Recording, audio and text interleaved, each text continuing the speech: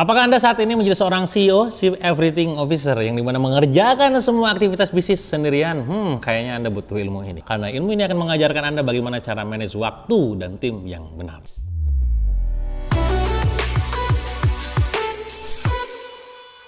Baik di antara Anda, terutama buat pemula, pastinya ya wajar kalau misalkan ngelakuin semuanya sendirian. Bikin script copywriting sendiri, ngiklan sendiri, negosiasi supplier sendiri, ngirim sendiri, packing sendiri, CS sendiri, semuanya serba sendiri gitu ya. Maka CEO-nya bukan chef, apa sih artinya? Chef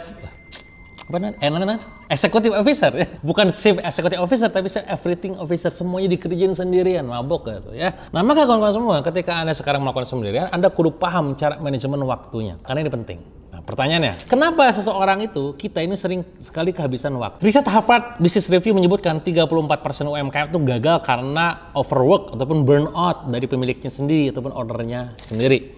Maka kuncinya sekali lagi, manajemen waktu. Tanpa itu, produktivitas sama dengan berantakan. Anda bakal ngerasain bahwa capek banget tiap hari kerja, A to Z-nya, pagi, siang, sore, malam, tapi kagak ada hasilnya. Alat diagnosa terbaik untuk bisa mengukur ini adalah matriks Eisenhower Matrix yang dipopulerkan oleh Dwight Eisenhower. Dia membagi tugas menjadi 4 kuadran berdasarkan pertanyaan penting dan gak penting, mendesak dan gak mendesak. Apa yang dilakukan kawan semua? Yang pertama, kalau Anda ngerasa pekerjaan itu penting dan mendesak, Anda lakukan, do. Kalau Anda ngerasa bahwa itu penting tapi tidak mendesak, Anda posisinya adalah delay dengan cara menschedulekan. Kalau Anda ngerasa apa yang Anda kerjakan itu adalah mendesak tapi tidak penting, maka delegasikan, delegate. Dan kalau Anda ngerasa bahwa itu tidak penting dan tidak mendesak, maka delete, hapus, eliminate. Paham? Saya ulangi, ada 4 hal yang bisa Anda lakukan. Dengan catatan Anda perlu mendetailkan dulu aktivitasnya apa. Maka PR-nya nih buat Anda sekarang nonton nih, tulis dulu deh. Dalam sebulan Anda ngerjain apa aja? Bikin copywriting, iklan, CS, balas CS, bina tim. Tulis dulu semua tuh, ya, tulis semua. Udah tulis semua, kategorikan mana mendesak, mana penting. Mana nggak mendesak, mana nggak penting. Oh ini mendesak, ini penting, ini nggak penting, ini mendesak gitu ya. Tulis dulu semuanya. Nah nanti dikategorikan dalam 4 kuadran ini. Yang mendesak penting, do, lakukan. Yang nggak mendesak tapi penting, delay dengan cara yang schedulekan. Nanti Anda akan ada agendakan. Yang sifatnya mendesak tapi nggak penting, Anda turun ke bawah, delegate. Dan yang terakhir, nggak mendesak, nggak penting, ya hapus. Apain kerjaan itu? Maka ada 2 hal yang memang seharusnya di sini Anda punya. Yang pertama adalah tools untuk bisa schedule, artinya Anda bisa gunakan Google Calendar untuk men-schedule pekerjaan Anda. Yang kedua adalah tim untuk mendelegasikan, paham? Itu pula yang saya saat ini lakukan. Kalau satu aktivitas, salah satu yang sering saya buka every day adalah kalender untuk memastikan apa yang bisa saya schedule, dan nanti pada satu waktunya ya saya lakukan, do, from delete to do. Kalau misalkan ini kayaknya masa gini doang gue yang ngerjain, ya itu delegate, berarti harus ada tim. Aktivitas yang lain yang bisa Anda lakukan selain Anda memetakan berdasarkan Eisenhower Matrix ini adalah Anda bisa melakukan strategi namanya time blocking. Jadi Anda membagi waktu harian jadi blok khusus. Ini dipopulerkan oleh Cal Newport dalam bukunya Deep Work. Caranya adalah buka Google Calendar Anda, jadwalkan hari-hari kalian itu blok-blok tertentu spesifik. Misalkan kayak saya nih sekarang, kalau Anda melihat konten-konten saya di YouTube gitu ya, saya melakukan konten YouTube itu syutingnya adalah satu waktu. Jadi saya tidak syuting untuk tiap hari syuting, tidak. Saya membuat sebuah schedule kalender dalam jam 10 pagi sampai jam 2 siang. Itu saya syuting, time blocking. Kalau misalkan ada waktunya untuk meeting 3 jam ya, meeting 3 jam. Syuting misalkan, gitu ya. Negosiasi, visiting klien atau visiting supplier, visiting. Jadi di time blocking, misalkan dari jam berapa sampai jam berapa. Dan dalam jamnya Anda tidak multitasking, seperti hanya sekarang saya ngomong ke Anda, saya syuting nih, ini video ke-11.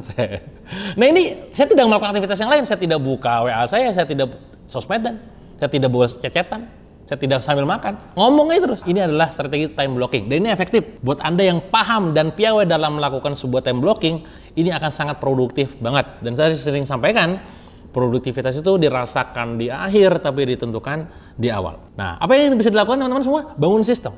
Bukan kerja lebih keras, tapi lebih sistematis. Kalau Anda mulai sekarang merasa bahwa ini kayaknya udah mulai bisa didelegasikan, ya sudah.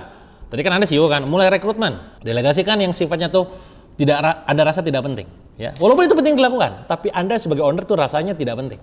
Too technical. Apa contohnya yang too technical kan? Bikin copywriting, bikin konten, balas chat, balas komen, itu packing, kirim, itu technical. Nah, maka delegasikan ke orang-orang yang ada tim Anda. Jadi bangun sistemnya. Kalau misalkan Anda nggak bisa bangun sistem dan bangun timnya, delegasikan, bayar orang freelance keluar. Orang banyak pakai jasa freelancer. Riset membuktikan Fiverr 2023, 60% UMKM di AS ataupun Amerika Serikat survive karena mereka mulai delegasi. Dan delegasinya ke freelance. Kang, saya mah gak mau pakai freelance karena riweh ngurusin orang-orangnya, ya udah pakai AI. Banyak sekarang aktivitas yang itu selesai dengan AI. Desain bisa pakai AI, bikin konten bisa pakai AI, ngobrol, bikin strategi bisa pakai AI, bikin slide bisa pakai AI, semua bisa pakai AI. Pertanyaannya, apakah Anda paham tentang AI-nya atau tidak gitu. Maka saran saya juga untuk Anda luangkan 1 jam, 2 jam untuk pelajari tentang AI supaya bisa Anda lebih produktif lagi. Kebayang teman-teman? Kalau Anda punya pertanyaan yang ingin ditanyakan, silahkan komen di kolom komen. Kalau Anda suka dengan video saya ini, silahkan like dan juga share ke teman-teman yang lain yang sekiranya membutuhkan.